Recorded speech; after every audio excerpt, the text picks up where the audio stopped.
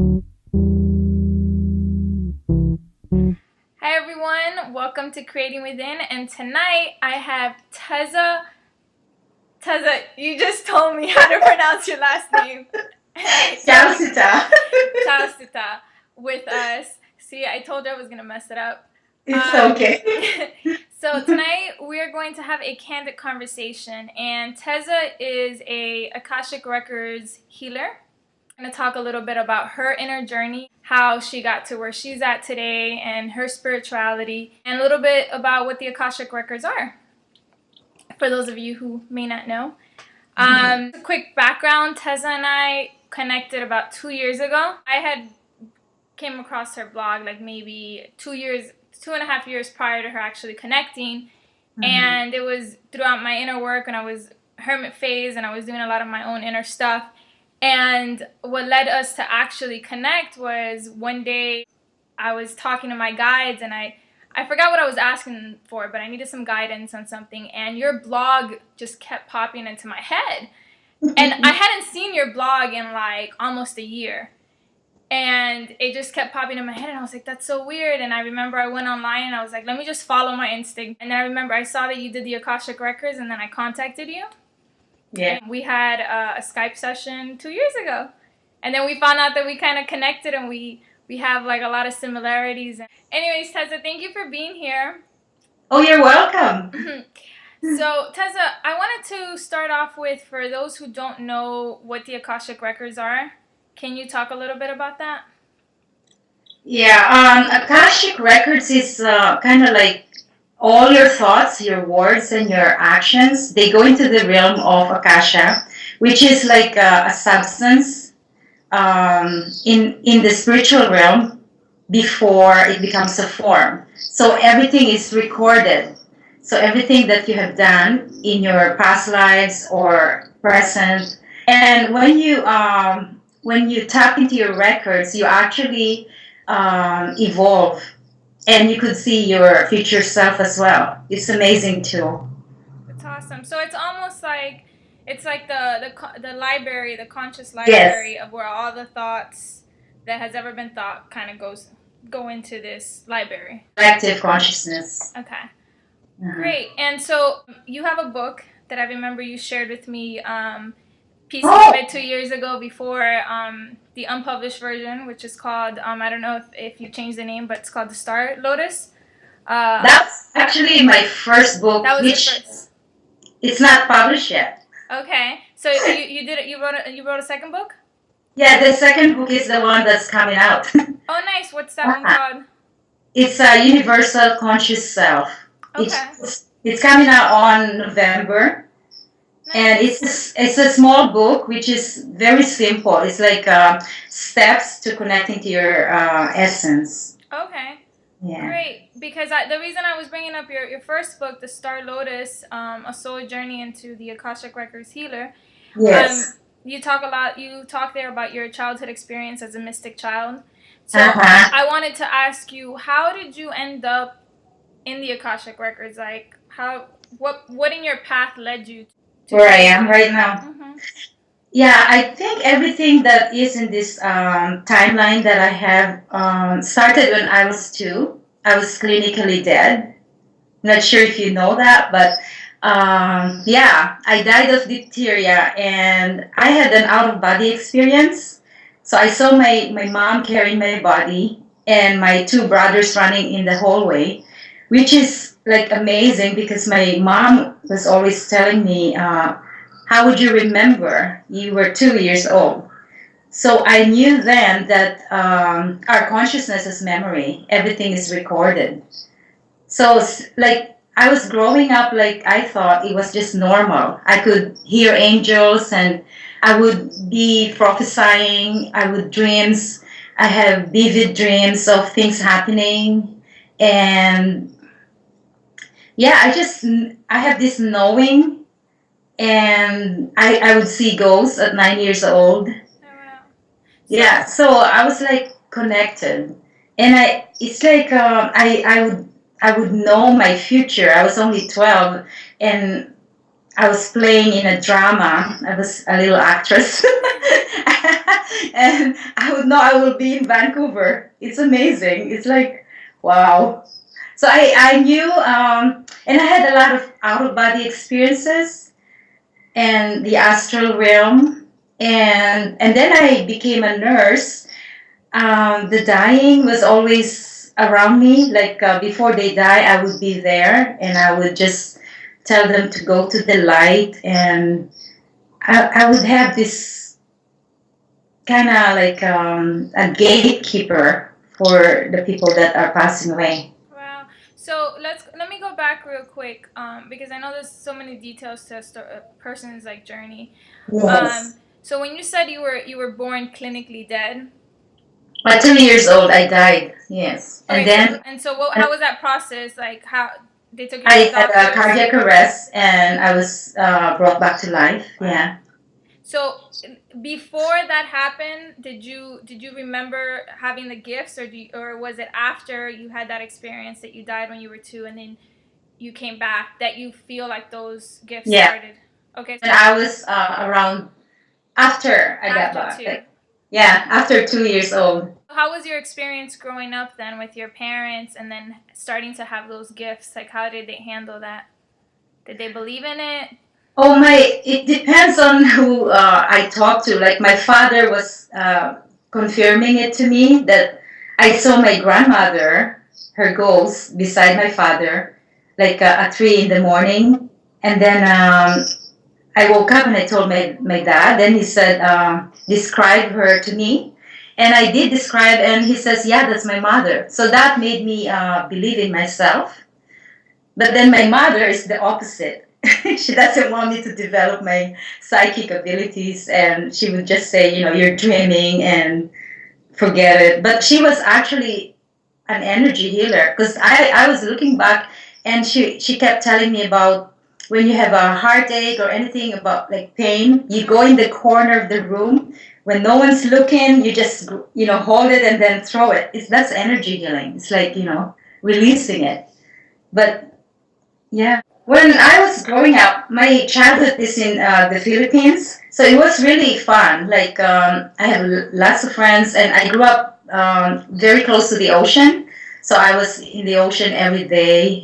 It's amazing actually if I look back. And my childhood, like I fit in because I didn't really know the difference. Okay. I thought it was just the same. I was really highly intelligent when I was growing up, and I was always, the president of the class. I think my kind of turning point into this drama, the chaos, the victim consciousness, was when I had an incest with my father. This kind of like disturbed my, like being in the right path and everything. So I got married really young. How old were you when that happened? That was 15. 15.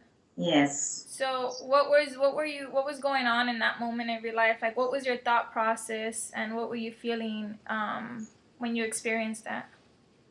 I was really angry because I told my mother, and she didn't believe me, and she says, I was having a nightmare or something.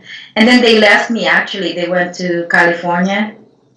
So I had a lot of anger, and it wasn't really spoken about because my family was very, Catholic, and the reputation, and there was really nothing.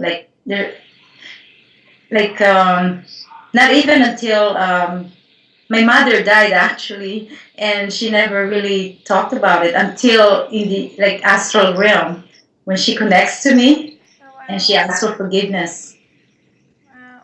And what about your father? My father asked for forgiveness on the year 2000.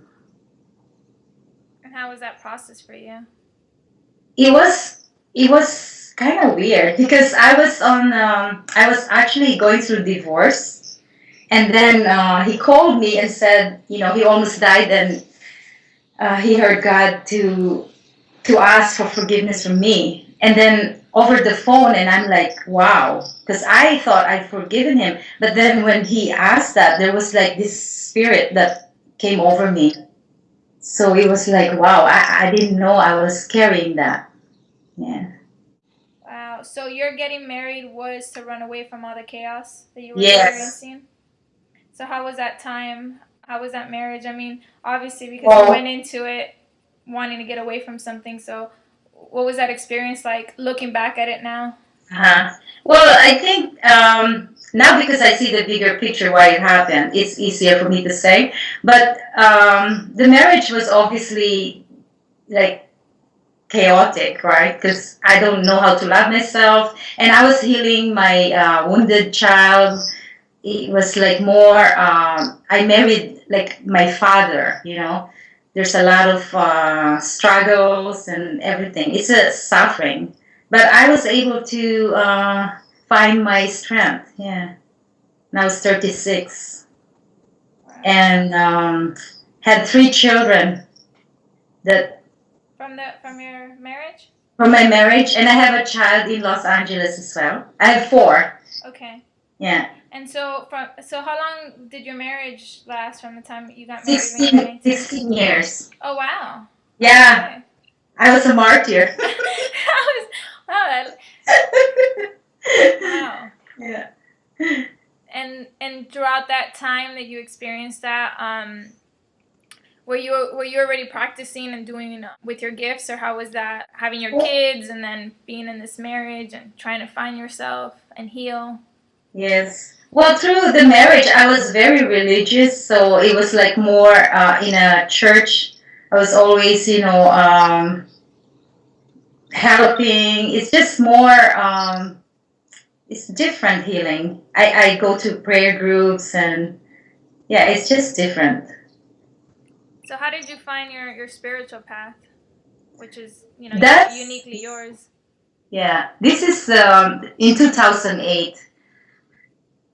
I studied with Jennifer Longmore. She was from Toronto, and she came over here. I didn't even know what Akashic Records is until I heard it from my friend, and we got connected. And within a week, I got the level 1, level 2, and she said to me that I'm a teacher. I don't need to study anymore because I used to study a lot of healing method because I was trying to really.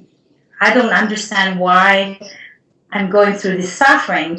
And yet I always ended up blaming God for everything because I always ask, why did you bring me back here if this is, life?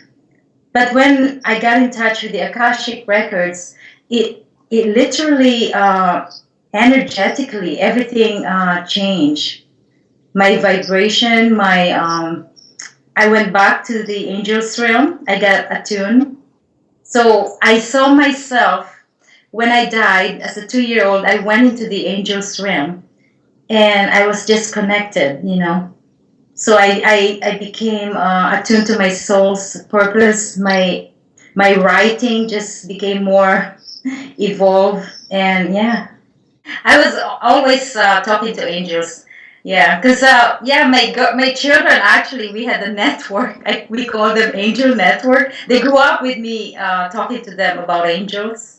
So it's really within me, and it was just there's so many experiences, and I also have gifts of vision, so I see a lot of things like apparitions, and it was just amazing journey.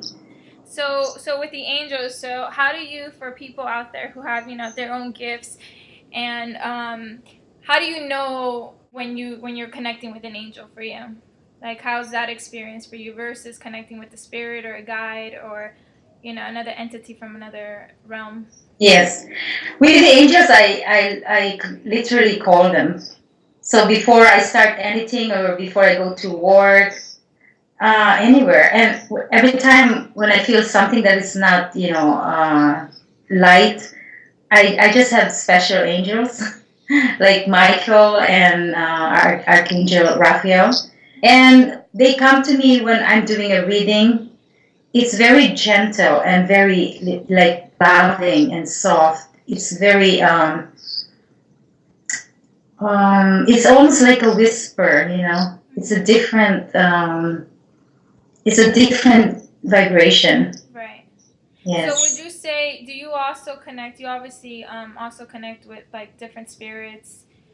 So when you communicate with angels, because I know everybody's different, is it for you? Because I feel like for me, it's telepathic. Like it's not, I don't really hear a voice or somebody talking, but it's just I get imprints or it's just like having a conversation in my head, but I don't hear a voice. And Mm-hmm. so, but then I also know like my best friend sees spirits and she hears voices and stuff like that. So for you, how is your experience with them communicating with you? Well, sometimes I really hear this definite loud voice. Like I was just dreaming last night, and there's this clear voice, Like before I entered Akashic Records, I was lying in my body, and there was a scanning, like energy scanning me, and I hear this voice that says, "You're returning to home." And I'm like, returning to home. I don't understand. I thought I was gonna die. I'm returning to home. And so you hear You're like, this no, clear not voice. yet. Not yet. Yeah. So it's actually very unpredictable. Unpredictable. So I don't know when they're going to call or when they're going to make this loud voice. It's just it just is. And I'm connected to Ascended Masters. And also, that Star Lotus is the Merkaba. It's a sacred geometrical form or sign. Can you talk a little bit about the Ascended Masters? It's like an initiation, I wasn't aware of them again until I met Jennifer. And so she did an attunement to the Ascended Masters and the angels. And when she mentioned Melchizedek, I was just like, I was on the floor and I couldn't get up. I was like, no, you can't get up. It's like amazing. It's so strong. And ever since then, he was my strong support. So I know, like, it's like I, I consider them like friends. So you could call them anytime and they're with you, and it's amazing. There's no separation. It's like it's an energy. So when you call them, they're with you, they're around you. Mm-hmm. And Saint Germain, the violet flame, it's for protection. So I always have envision of the violet flame. And the purple oasis, actually, the name of my company is from Saint Germain. Which is that the same as your blog, The Purple Oasis? Yes, yes. And so for those out there who, want to be able to connect with their own angels and ascended masters and their own higher vibrations, what kind of techniques can you, from your perspective and your experience, could you recommend for others to be able to try and connect with their own stuff? Meditation is really important. That's where I started the meditation, and I did yoga, and yoga is really good for aligning your energy centers. When I had my first yoga, I actually had an out of body experience. So it's like your Kundalini rising. Mm-hmm. And then there's also, I started meditating on the seven chohans of the seven rays. It's like every energy center has an ascended master, Okay. which really, expands you and connect you to your discipline. They're ascended masters. They were incarnated here, and they have this discipline that they have master. So when you're like, you want to have more discernment, so you call into the Lord Lanto, which is from China. It's like, they have history, and so you connect to them and just practice and meditate. So I meditate a lot. Like, What kind of meditation do you do? I do a walking meditation. Like I walk for like 20 minutes. I'm still a full-time nurse. Okay. Yeah, in the morning. So I walk to work 20 minutes and I do my meditation with the Ascended Masters. So what does that And entail? Because there's so many different forms of meditation. oh, I do my own thing. Okay. I invoke them. Okay. So Do you want to I share? call them, I call them and I call them before I come to work. So they're in my workplace. Yeah, my coworkers would find this funny because they don't know what I'm doing. That's This the thing. crazy lady talking to herself. So now they know, right? That's funny. No, I mean, I ask because it's different for everybody. I know that there's times like for me when I talk to my angel, I just have a conversation and I'll just start talking and things like that. And for me that works.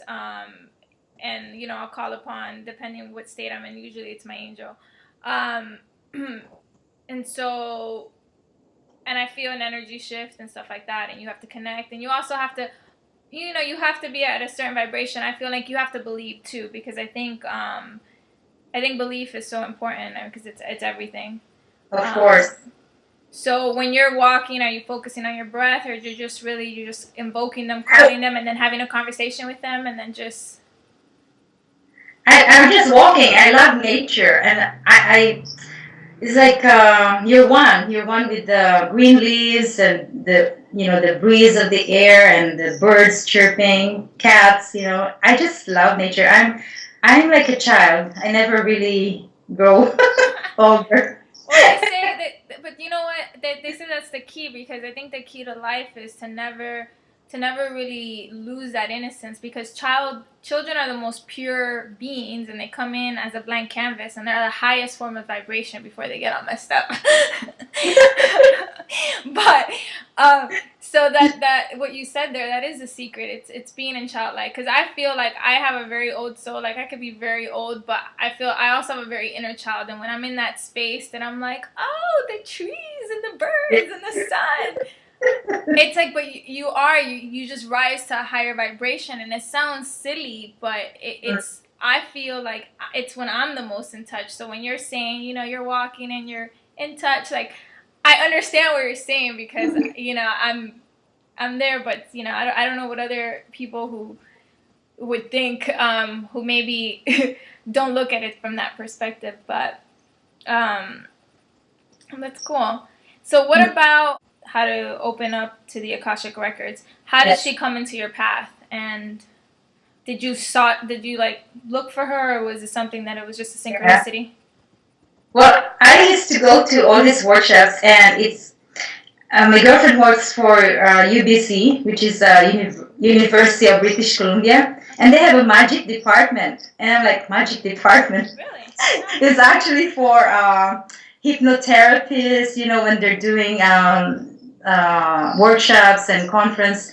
And she told me, you have to get a reading from this lady from Toronto. And I'm like, well, she's in Toronto. I want a personal reading, right? And then, so I checked her website, and the next thing I know, she's actually here in Vancouver. So I called her and I said, I want a reading from you. And she says, well, I'm teaching my first Akashic Records teaching. So I became a student instead of getting a reading. So on our first studies, there were only 5 students or something. And I'm looking at the spirit, like I'm seeing spirit walking around the hallway. And I'm like, it's like going to a Harry Potter movie or Harry Potter school. I'm like, oh my gosh, So it was meant to be. I think it's all about divine timing and your vibration and where you're at in your spiritual healing. So the Akashic Records was the one that made it for me. And it's just amazing. Like, it's 5 years ago, and I never thought I'm going to be a writer. But it's in our blood, because my brother died when he was 55. And after he died, for 3 days, he would come to my dreams. And he would tell me to write a book. And I'm like, no, English is my second language. And he's all very demanding, right? He'll say, you write from the heart. And he kept saying that to me. And yeah, so everything is here now. And how was the process of writing that? What did you find it difficult when you finally gave in to say I'm gonna write it, or was it something that just kind of it was just kind of flowing through you? I started writing and I challenged myself. I challenged myself. Like I said, I'm gonna sit down and write 500 words, and then I sit down and I wrote 1,000 words, and then I had a discipline. It's like if I write one chapter a week, I would have 4 chapters in a month, and then I developed the habits of writing. So it's actually a discipline. And also, when you start writing, it's just a flow, and you know that's you're channeling. Because when I look at my writing, it's not me, it's a part of me, but I don't know where the wisdom came from. But then, I wasn't into consciousness before. I didn't understand that. I really didn't went to school for science and all that. And now, everything is interconnected, and I see how, like, our brain and the earth, human's resonance is the same as how we see things. So it's like everything is a projection of our magnet. We're a magnet, right? We're electromagnetics. So it's like I'm looking at you, but you're looking at me. It's all in the same energy fields. Let's talk a little bit more about the Akashic Records. You access them just to give a little bit of knowledge for our viewers. The pathway to Akashic Records is forgiveness. It's the Akasha, it's the heart. It's the heart of your soul. So a person needs actually to have a forgiveness space, like in your heart space. So that's why a person has to ask consciously or unconsciously if you have hurt others to forgive. And also, I ask the person to clear her space from other entities, beings, attachments, um, to just have this pure energy. Then the healing begins. So as you open your records, as a healer, I actually hear or see visions of your past lives or things that are needed to clear. And energetically, right now I'm becoming more evolved. When I open your records, I'm not like this. Because when like right now, I feel the energy in my body. So I would know if the person has, like, you know, shoulder pain or the blockages, right? Right. Then I would recognize where the healing needs to take place, and I will just channel the messages. And the person, before they come for a reading, I could feel their soul. I would have dreams about their soul or where they're at. And it's just, yeah. When you open your records, it's a living library. So it's like, coming into a library and getting a book of information, and this is being read to you, and you're coming into contact with this chapter of your life, and you heal that part. For example, if you have fear of intimacy, and you hear the healer would say this is the blockage, and then you become aware. So this awareness of this fear would bring you into your consciousness. Your consciousness would heal that. And while it's open, it's actually rewriting your records. So the energy is energetically rewriting your records, and then another situation comes and it's totally different. It's always evolving because as you continue to grow and you heal different things, the library continues to grow, the collective energy. Yes, and you become more multidimensional. Yeah, like. So you said something now that I want to touch on about tapping into like different multi-dimension realities and then out-of-body experiences. So how can someone who is already having out-of-body experiences and are conscious of it but they have it for short periods of time, and they're able to tap into other realities. How can they master that so that they can do it for longer periods and maybe on a more conscious level from your perspective? Mastery. Mastery for me is just actually more being balanced, you know, like, because you can't really, you have to be balanced. So when you tap into the astral or other dimensions in your sleep or wherever you are, you could do it anytime. Then you have to bring back that energy with you. So for me, it's like mastery is getting information, vibration that will help me become enlightened, right? And to help others connect to their highest potential. So I'm just I think being authentic, really. It's grounding that is important. With this kind of work, you have to be grounded. Right. Because you need, the grounding is more for manifesting. Because I find people that goes to astral and does the multi-dimensions, they're not grounded enough.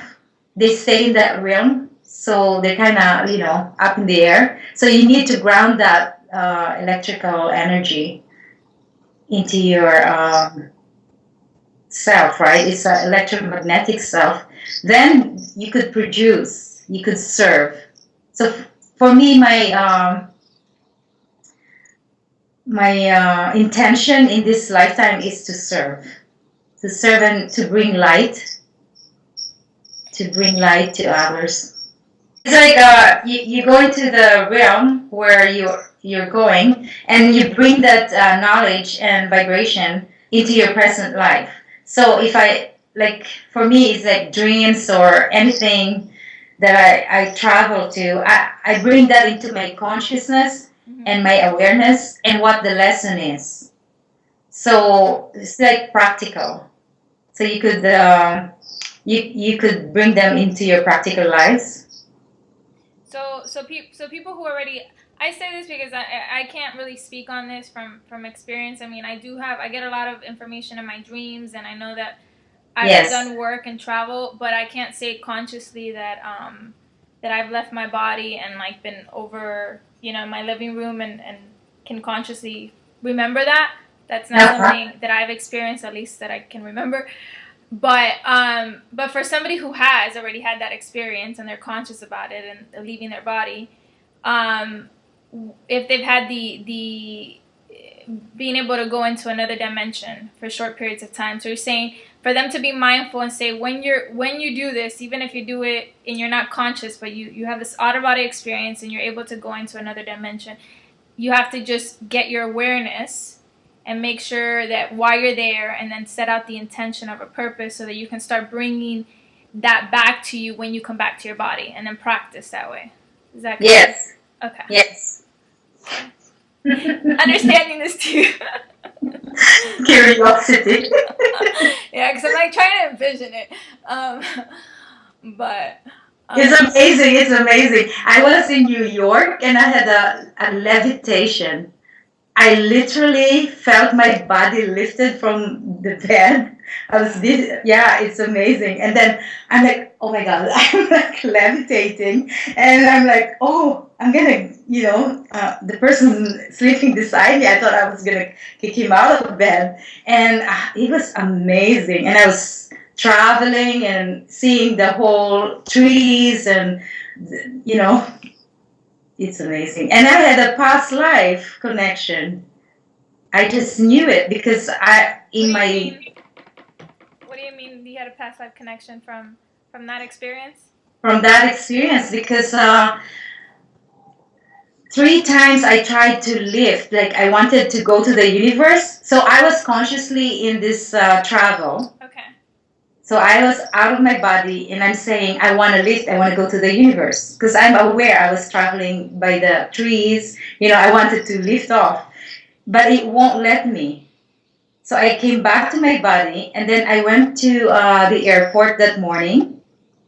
And on my flight, the plane won't lift 3 times. The pilot would have to redirect the flight because there was a storm. And on that flight, I cried for an hour and a half. And I'm like, why am I crying? I don't understand. Like my body felt this, like, totally dying. Like, so I knew I had a past life in New York and I died on a plane crash. Oh, wow. Yeah. Then I sealed that past life. So, like, this timeline, like, I'm meeting people from my past lives, and if something is triggering the relationship, it's actually unresolved issues, and you just have to seal it with love and understand why this person is in your field. In your nursing career and what you do, and then also being a healer and being in touch and having this higher awareness, what do you see a lot of suffering? Because you get to talk to people, you get to connect, and obviously you're connecting in times of when people are at some of the lowest kind of points. Mm-hmm. What do you feel that most people are suffering? It's really a challenge to be around the nursing home because you see a lot of suffering. And I see people are suffering because they don't wanna be who they truly are. They're afraid of their light, their shine. They're afraid to be loved. It's all about love, really. So they have, like, Eckhart Tolle, it's the pain body. They carry this pain body, and they know or they're not aware about it, but they just get stuck. They're inside the box. So we're here, like you, me, and all these light workers. We're here to awaken, to help our consciousness become more evolved, to open them up. But you can't really do it in a forceful way. So yeah, I just be who I am, and I just send them love when they start going into their patterns, right? Patterns of, like, being a victim, or patterns of suffering. I just bring joy. Really, joy is the highest for me. It's the highest vibration. So I'm a dancing nurse. So I dance with the residents in the hallway like a fairy. That's awesome. Yeah, so It's that joy. Well, I mean, joy is one of the highest vibrations there is, because it transforms everything around you. When you just see a really happy person, you're just like, it just makes me happy. yeah, life is too short here, like the physical life that we're having right now. It's amazing. Like, for me to wake up, I'm always like, wow, I'm awake. It's beautiful. I'm thankful. It's gratefulness that we're here. And every day is just a gift.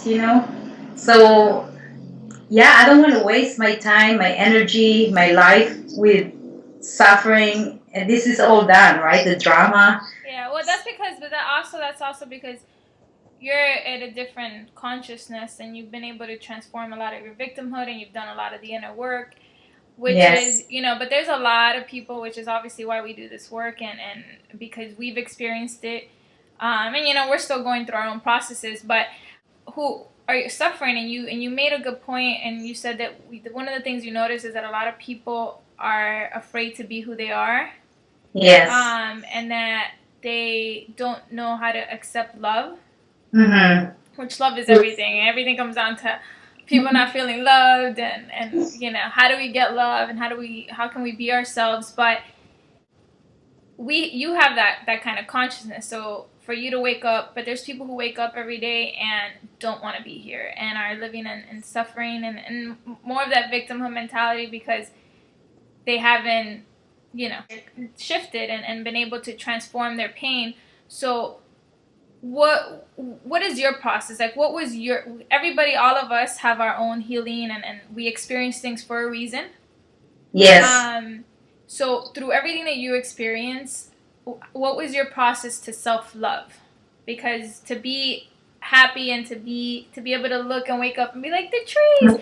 You have to have a radiance within you, and you have to love yourself for the little things to really make you happy.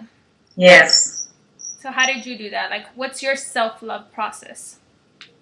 My self-love. Yes. I just love myself. My son actually is so funny. He says to me, Mom, of all spiritual healers, you're vain, he said to me. I'm like, Theo, I'm still on earth, like, I just love my beauty, right? Like, I would go look in the mirror and I'm like, oh, you're so beautiful. That's awesome. I say I'm vain too. It's okay. It's good self-love, right? You have to start loving yourself. Who's gonna love you? But if you don't say it to yourself, it's all, your cells are listening to you. Like, you gotta love yourself. First, you have to see it. Like, you have to see yourself, who you are, and really love yourself from within. I don't think it's a vanity to love yourself, and to just, I don't know, self-love. I guess it's more for like the self-worth, the value. How do you find that though? How do you do that? I just learned from experiences. Mine was really difficult because from broken relationship with your father, it's not gonna, it's really, it takes a long time to see, to find trust, to see who you truly are, because relationships with your father is like a foundation, right, to build relationships. With what you went through, there's people out there who've have experiences of what you've had, and yes. So for somebody who's been abused and has been, completely violated and things like that, so which already strip you, we already come in with our own issues, so have an experience like that is already stripping you even more. So you having been there, even though you're in a different place now, can you put yourself back there, and how was it for you? Like, because for us to tell somebody, love yourself, and look at yourself in the mirror and tell yourself, I love you, is not going to process the same for somebody who is at a different vibration, who they're just trying to be able to wake up in the morning and to be able to, some people can't even look at themselves in the mirror, or, or the thought of you complimenting them upsets them. So from that lower vibration to getting higher, how did you kind of do that? Well, honey, there's a lot of work. I did a lot of self-help. I went through all the psychology books and everything, but it's really, I don't have a word for it. It's just the timing. It's like Akashic Records did it for me in 2008, and I guess it's your blueprint, okay? So you have a blueprint, and you have your timing, and you have choices. So I guess a choice is a very strong word. So it actually changes your pathway. So if you choose to be happy, and if you choose to love, if you choose that path, then everything will shift, But it depends on your blueprint, in your timing. So, because I live in impermanence, in uncertainty, like I don't know, I have no attachments to it. It's all illusion. Like, everything is an illusion. Like, you just enjoy your life, because you can't bring anything in your, when you die, you can't bring all these things, whatever. So just enjoy your life and be happy. Like, simple. Like, I really love a simple life, but it's getting complicated with all my work that has to be done. But I find that if you ask for, it's asking that the universe delivers it to you. So everything now I ask, like I said, okay, I have all this wisdom and knowledge now, bring it to me. Like, bring me these people. And then people will knock on your door, and, out of nowhere, I found a business coach out of Germany. He came from, for meditation. And now I'm in contact with this amazing person in my life. And now I have a secretary that, does all my Facebook things because I can't do them. I'm doing my nursing. And yeah, ask and you shall receive. That is a very powerful tool, especially when you're in resonance with it and you really believe it. The things you can manifest, absolutely. You have to be though in that kind of state. Yes. It's like you deserve it, right? You deserve everything. Yeah, you do. When someone is feeling blocked and stagnant in their life, as a healer, what is something that they can do to kind of feel unstuck? Well, for me, it's journaling, like writing. Because when you write down, actually, Akashic Records is journaling. It's writing down, opening your records and writing down your stuff, right? So you're connected to your divine self. So when you write down your emotions, your stuff, it gets into, like, it's manifested. So you get to connect and see what's going on in your life. Because what's going on is you're in this field of your mental energy, your emotional energy, but you don't see it. You don't really see it in prints. So when you're writing and you journal and you see it, you get to know, wow, this is happening to me. So writing and journaling is important, and getting unstuck, meditation. Clearing your mind even for like 10 minutes, just connecting to your breath. Because when you clear your mind, you find that there's a space, there's a gap between your worries and your thoughts. Because really, the anxieties and the worries are just thoughts that are not, coming from your positive self, right? It's from fear.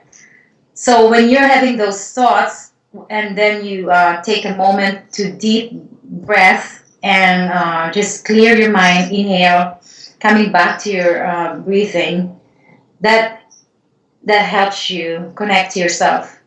I have to say, I do completely agree with you with the writing, because it's exactly what it is. It is that tool. Like I say it to people, and sometimes it's like, because especially if you're not used to writing or you're not somebody who writes, but it is such a great and amazing tool, because it is your free therapist and psychologist. Yeah.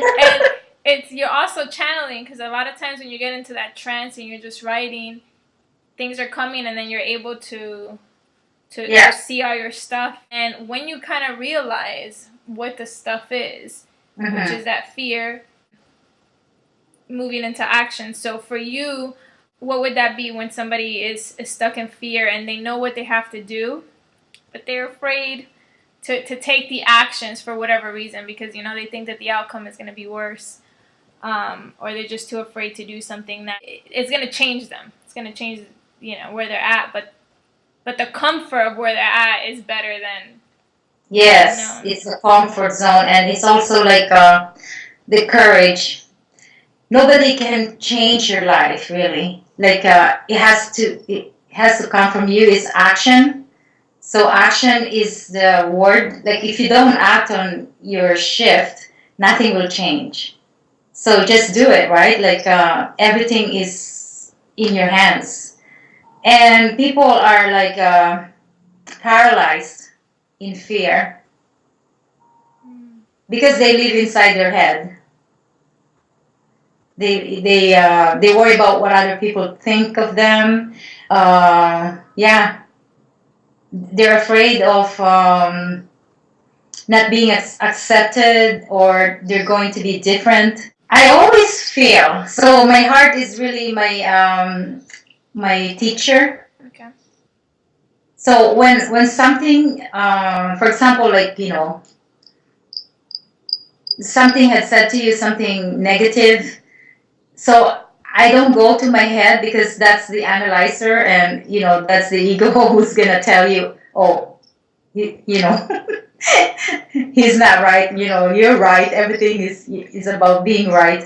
So I don't go there. I just feel my heart and what I feel, and I turn it inside. Like, I don't blame the person because obviously it's my projection. So I have something inside of me that needs to know, that needs to understand. So then I realize, I go back and shift my vibration. So if I'm receiving this message, there's something in me that needs to be in a higher frequency. Then I go back and say to myself, I'm just a space for unconditional love because this person needs love. That's why they're in fear. Instead of fighting back, right? So you become more of a space for understanding. So that's how I feel things, and that's how I see things. That my head is actually being, connected to my heart. So my head operates under my heart. Like, my heart is the general. So the heads ask permission from the heart. Well, that's how it should be. Yes. Most of us lead with our mind versus leading with our heart. And so, yeah, absolutely. Because I know even, in my life, I used to live in my head a lot. And living from the heart space is a way, like, people might look at that. Some people, that's weak and stuff like that. But from the heart space, it really does. It opens everything up and it heals everything and it transforms and you're able. It just frees you when you're able to.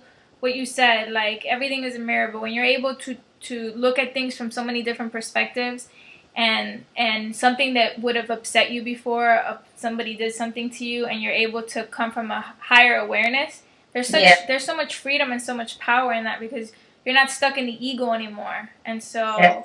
There's a lot of power there. So. Yes, it's freedom.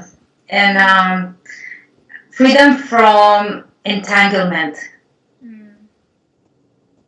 So you're not in the web of other people's stuff. Yeah.